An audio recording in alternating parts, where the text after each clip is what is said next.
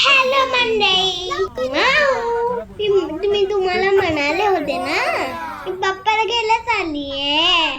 आम्ही बाप्पाला घरी घेऊन आलोय. आज मी तुम्हाला मम्माने बनवलेला खाऊ नाही दाखवणार, कारण आज मम्मा खूप बिझी आहे. पण मम्माने खूप खाऊ बनवला. मी खूप आनंदात आहे, कारण माझा लाडका गणपती बाप्पा आज माझ्या घरी आलाय. ढिंचिकिरी. माझा बाप्पा खूपच गोड आहे. आणि एक गंमत माहितीये का तुम्हाला? माझे लाडके आजी, आजोबा, मामा आणि सगळ्यात लाडकी माझी फॅमिली पण आली आहे. आम्ही सगळ्यांनी मिळून गणपती बाप्पा मस्तपैकी स्वागत केले. मम्माने बाप्पासाठी खूप सारं खाऊ बनवलं होता आणि माझा आणि बाप्पाचा सगळ्यात आवडता मोदक पण बनवला होता.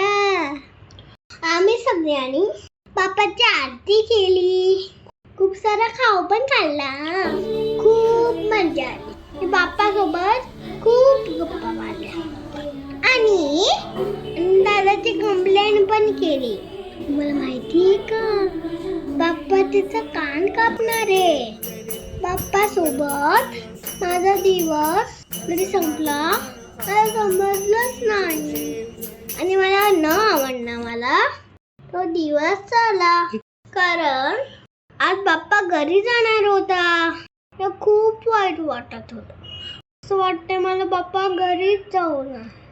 पण मम्मा म्हणाली गणू बाप्पा त्याच्या मम्मा बाबाला सोडून आलाय ना, मग त्याला पण त्याच्या मम्माची आठवण येते.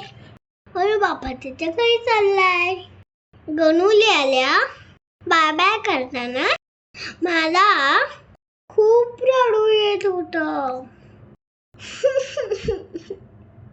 और माझा मूड छान करण्यासाठी मम्माने मला वॉटर बलूनचा खेळणं घेतलं. त्या विसर्जनाच्या ठिकाणी खूप खेळणीवाले होते आणि खूप गर्दी पण होती. तिथे खूप सारे गणपती बाप्पा होते. मग आम्ही बाप्पाला बाय बाय केलं. मी त्याला म्हणाले पुढच्या वर्षी नक्की या, लवकर ये. मग बाप्पा त्याच्या घरी गेला आणि मी पण माझ्या घरी आले. Bye bye friend, take care.